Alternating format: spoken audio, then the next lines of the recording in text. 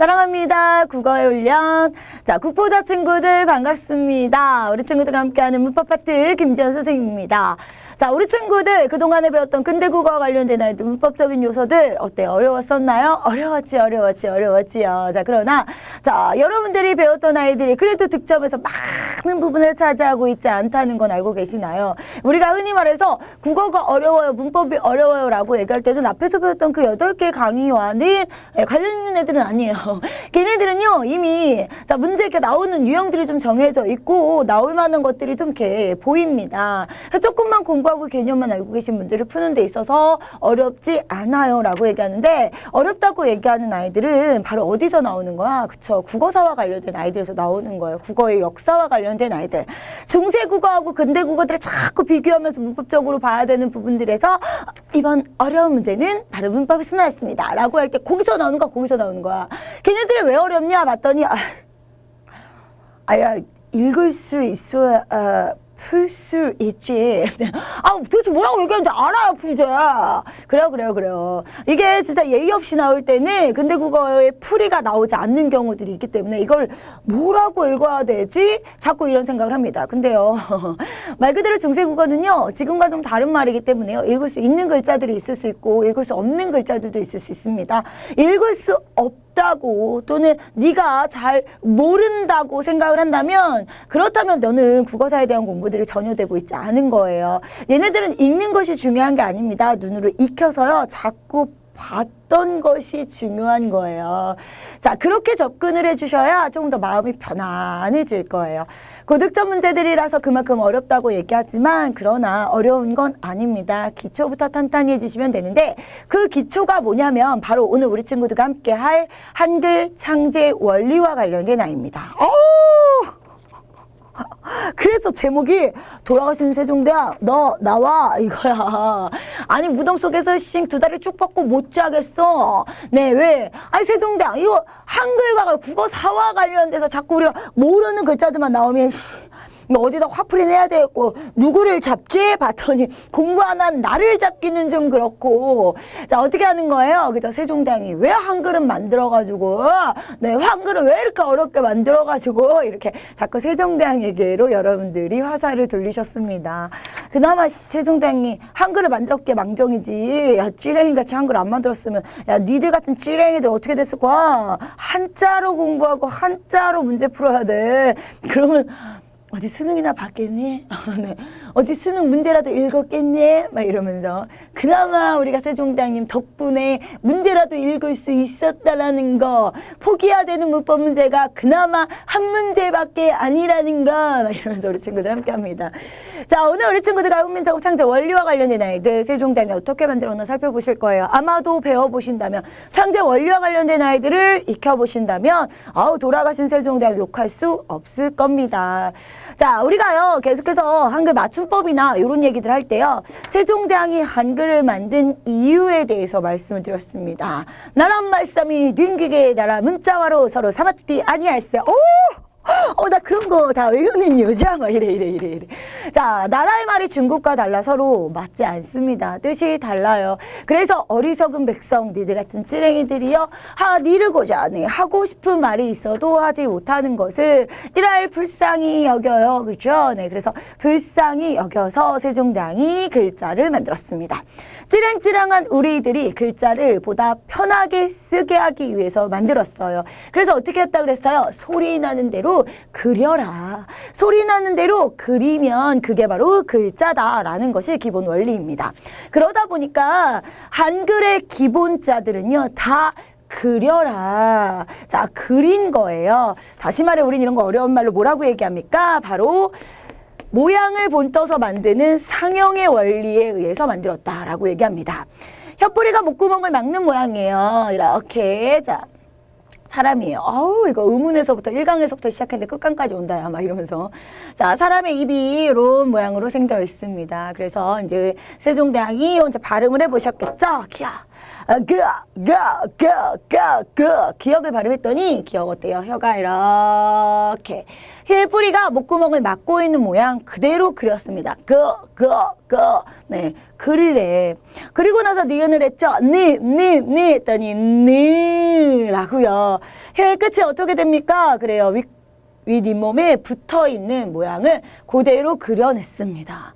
자, 그 다음에 입의 모양을 따랐어요. 할 때 네모네 보였나봐. 동그라미가 아닌 게 어디? 막 이래.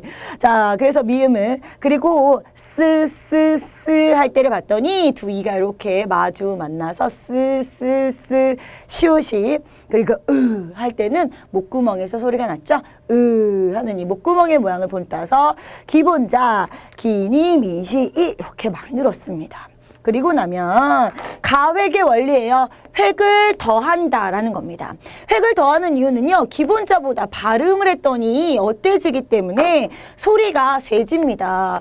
소리가 세지는 걸 어떻게 표현하지? 자, 그래서 자, 이 소리가 세진 것을 표현하기 위해 기역에다가 자, 어떻게 네. 자, 이렇게 소리가 세지는 걸 표현했어요. 니은에 자, 여기다 그리면 되죠. 네. 기역에다가 소리가 세지는 걸 표현했어요. 니은에 자, 어떻게 소리가 세지는 걸 표현하기 위해서 그리고 한 번, 두 번 이렇게 가획을 했습니다. 미음에 소리가 세지는 것을 나타내기 위해서 자, 위아래 위아래 자, 이렇게 비읍과 피읍을 만들었죠.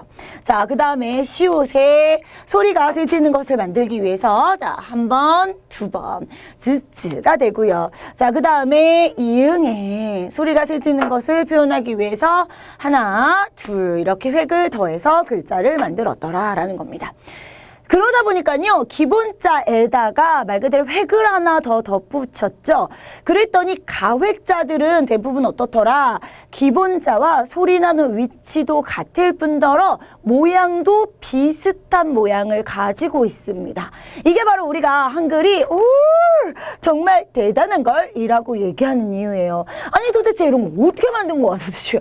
아니 이거 어떻게 그린 거야? 그죠? 자, 그리고 나서 봤더니요, 소리가 세지진 않습니다. 소리가 세지지는 않아요. 그러나 이게 세지진 않아요. 그러나 이게 발음되는 곳은 똑같습니다. 그러니까 얘를 어떻게 해야 돼요? 가획을 쓸 수는 없고 다만 어떻게 모양을 바꿨어요. 이체 다른 모양입니다. 다를 이 몸체자예요. 그 아이의 꼭지 달린 이응, 예디음이라는 아이가 있고요. 자, 그 다음에 리을이 있고요. 그 다음에 네, 세모라고 얘기하는 반치음이 있습니다. 발음을 해보시면요, 이 반치음 같은 경우는 반만 네, 이에 걸치는 거예요. 그래서 얘네들이 쓰였으면 얘는 즈와 츠 사이, 그래서 네, 이게 혀가 입천장에 닿지 않게 네, 약간 요런 발음이 나는 거야. 근데 요새는 없어졌어요. 그죠? 자, 우리가 요런 단어들 중에 발음하지 않는 소리, 바로 요 예디음과 반치음, 그리고 어떻게 여린 히읗이라는 아이가 있습니다. 자, 이렇게 초성의 17자의 기본 원리들 함께 살펴보면서 만들었네요. 자, 이렇게 우리가 초성과 관련된 아이들 상형의 원리를 바탕으로 만들었다라는 거 함께 살펴봤습니다. 아, 그래. 이것만 보더라도, 야, 초성만 보더라도 얼마나 대단하니? 아니, 그림 한 번 그렸어. 거기다가 소리가 세지면, 그래, 점 하나 더 그었어. 자, 그랬더니 이렇게 글자들이 만들어집니다. 대단한데. 자, 그럼 이제 모음을 만드는 중성이에요. 자, 중성의 11개의 기본 원리를 살펴볼까요? 우리는 이걸 뭐라 그러죠? 하늘의 모양을 본떠고, 땅의 모양을 본뜨고, 사람의 모양을 본떴다라고 얘기를 해서, 하늘, 천, 땅, 지, 사람이, 그래서 천지인이에요. 세 개의 재물의 모양을 본떠서 만듭니다. 삼재의 원리예요. 라고 얘기하는데 역시 마찬가지로 기본자는 모양을 본떠서 만든 상형의 원리로 만들었습니다. 하늘을 살펴봤더니 하늘은 동그랗습니다. 땅은 평평하고요. 사람은 일자로 서 있었네요. 라는 모양이죠. 그래서 이게 그런 거잖아. 옛날에 핸드폰을 만들 때, 핸드폰을 처음 문자라는 기능을 만들 때요. 이제 이걸 이제 우리나라에 쌍두마차 핸드폰을 만드는 회사가 있어. 하나는 상승, 하나는 하는 해지라는 데가 있어요. 이 두 개의 업체들이 열심히 이제 얘네들을 문자로 어떻게 편하게 자판을 만들까를 고민했었죠. 그래서 이제 일하는 데가 바로 이 천지인을 딱 가지고 뭘 했어요. 이게 그 특허를 출원했어요. 얘네 말고 우리 말고 딴 사람이 쓸 수 없어라고. 그래서 이거 이제 소위 말해 함량 키워드라고 얘기를 하는데요. 천지인 글자 3개만 가지고 모든 모음이 다 만들어집니다. 그러다 보니까 이제 얘네들에서는 요걸 만드는 게 조금 더 어려웠던 거예요. 자, 그래서 걔네들은 이렇게 초출자와 제출자를 바탕으로 이제 글자를 만들었는데 됐고, 이거를 그나마 내가 한 10년 전 니들의 선배들한테 얘기할 때까지는, 왜냐면 다들 우리가 이렇게 똑똑이 폰을 사용하고 있지 않았으니까, 스마트폰을 사용하지 않았으니까 다들 그냥 천지인이나 또는 그렇지 않은 핸드폰을 사용하고 있었어. 그래서 핸드폰을 딱 보여주면 야 봐봐 천지인이야, 글자 3개만 가지고 몸이 다 만들어진다, 완전 좋지, 막 이런 것도 얘기고 그래서 그런 거구나 막 이러면서 이제 머릿속에 쏙쏙쏙 들어왔거든. 근데 시간이 지났어. 아니 세종대왕이 분명히 니들한테 모음 쓰는 거 어렵지? 그러니까 이 3개만 가지고 글자를 만들어 보렴이라고 해서 우리 찌랭이들을 배려했는데, 시간이 흐르다 보니까 우리 찌랭이들이 날로 발전하네. 그래서 굳이 이게 아니어도 뭐를 가지고, 손가락도 두꺼운 것들이 앉아가지고 선생님 저는 구글 키보드가 훨씬 더 편한데요. 컴퓨터 키보드를 치고 있는 거야. 그러다 보니까 오히려 선생님이 이거를 핸드폰에 이런 게 있단다 라고 설명해 주면 더 어려워하더라고요.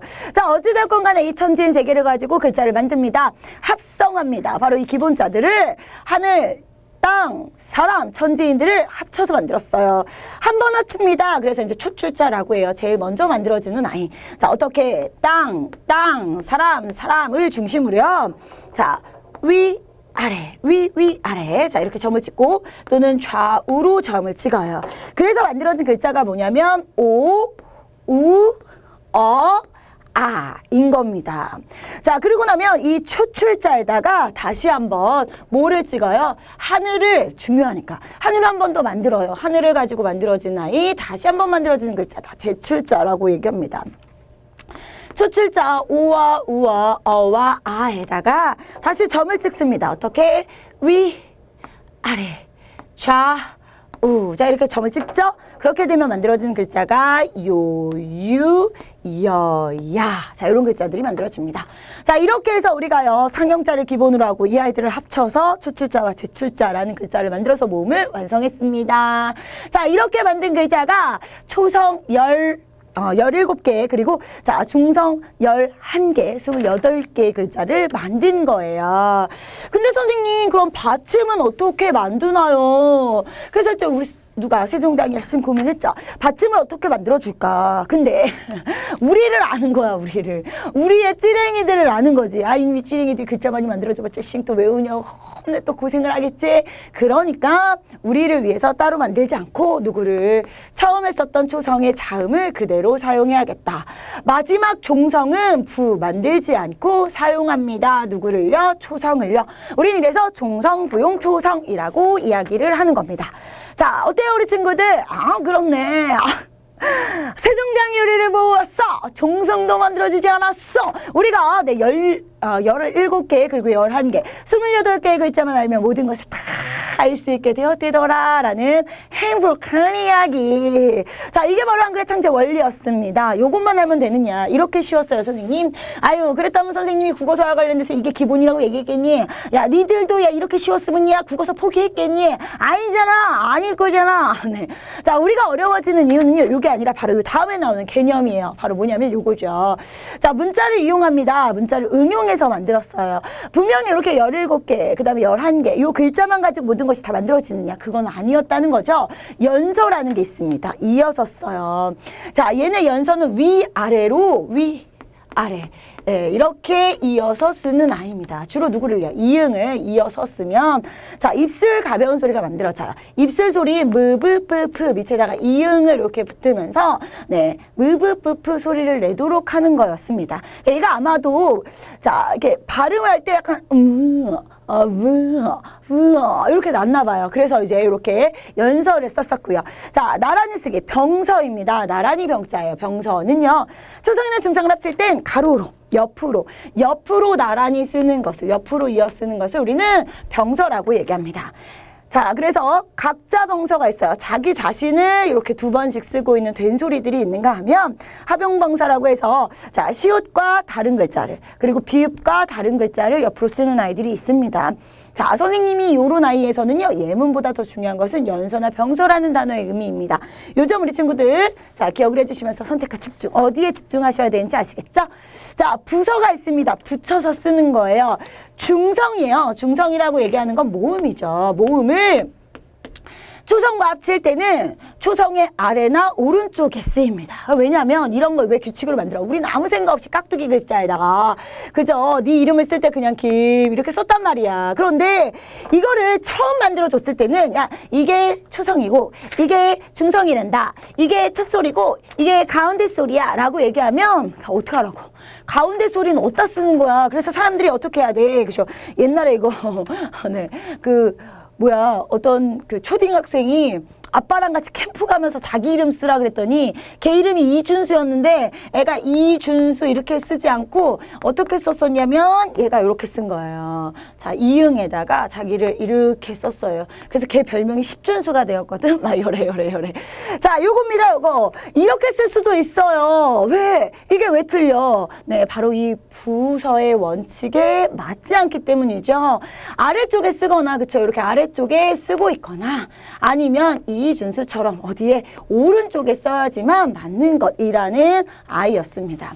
그래서 밑에다 쓴다 하서라고 쓰고요. 그 다음에 옆에다 쓴다 오른쪽에 쓴다 우서라고 하는 겁니다. 아 그래서 우리가 어휘력의 산자가 그렇게 중요했던 거야. 자 그리고 이제 중요한 아이가 바로 이 성음법이라는 아이예요. 말 그대로 성음법은요 음을 만드는 법칙입니다. 음절을 이루는 방법인데 얘네는 하나의 한글과 자음 그러니까 한글의 자음과 모음을 어떻게 모아 쓰는지를 알려주는 겁니다. 자, 모든 글자는요, 세종대왕이 만들 때까지 이랬어. 초성과 중성과 종성이 어울러져야 돼요. 무조건 초성, 중성, 종성이 있어야 돼. 그래서 봐봐. 선생님의 이름에서 김지연, 연 같은 아이입니다.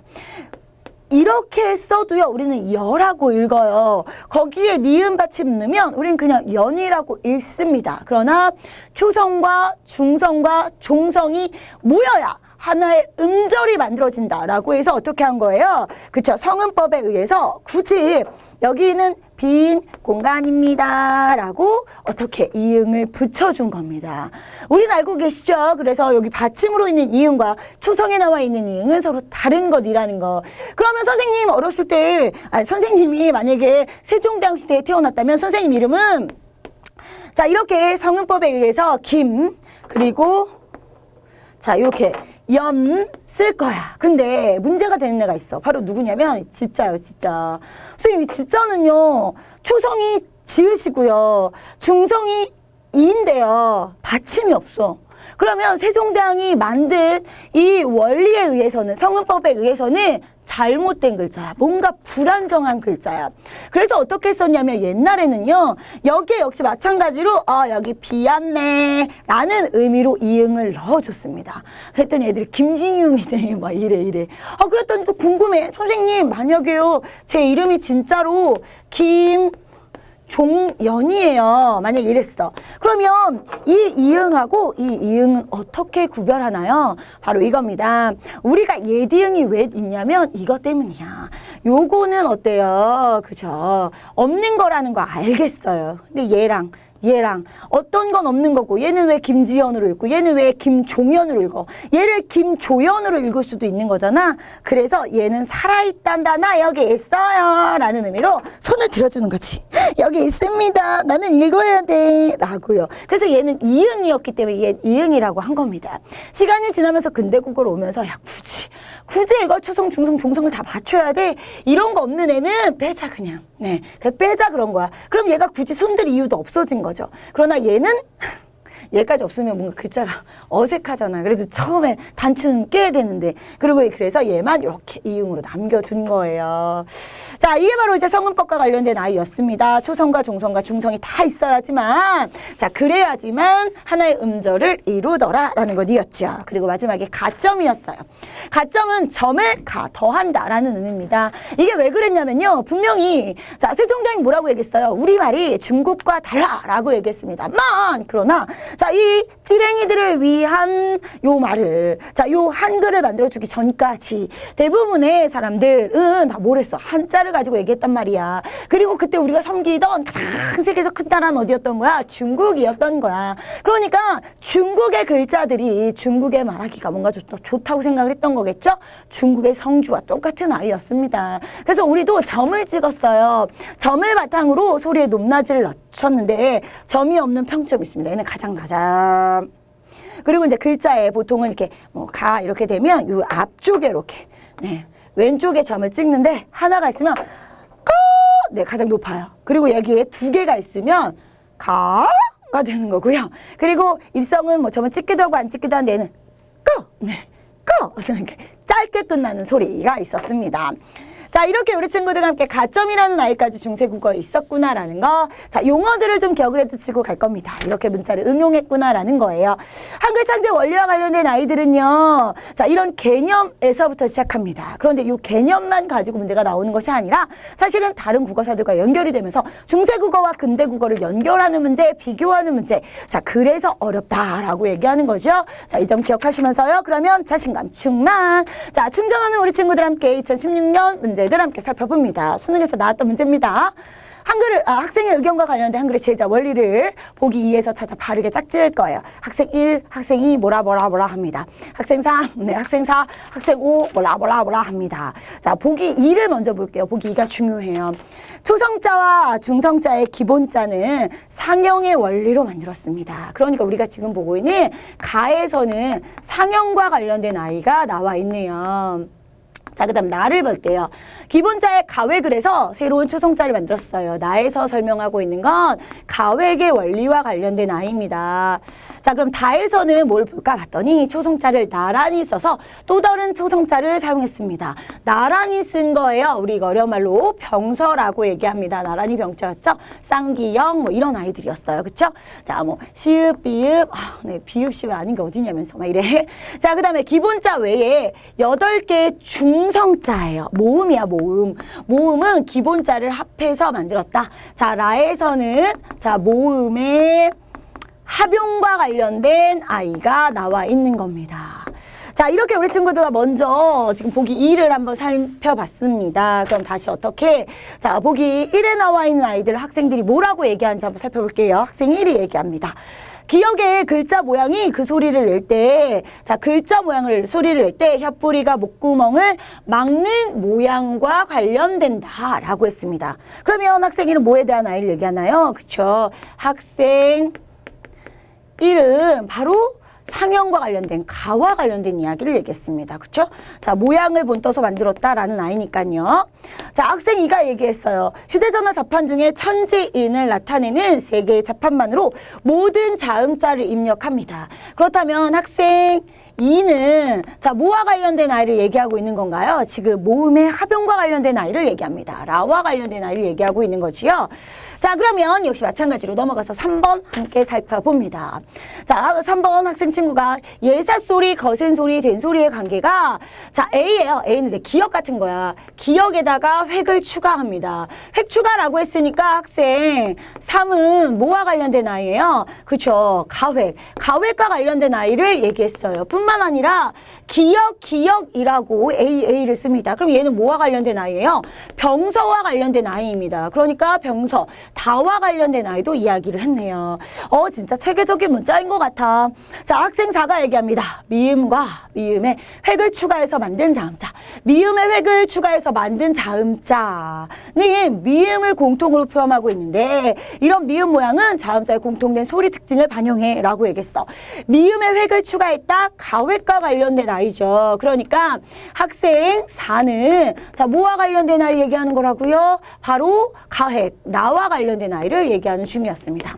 학생 5 볼게요. 한글은 음절 단위로 모아쓰기를 합니다. 자, 모아쓰기라는 거 아까 뭐라 그랬어요? 초성과 중성과 종성이 같이 있어야 된다. 성음법과 관련된 아이였습니다.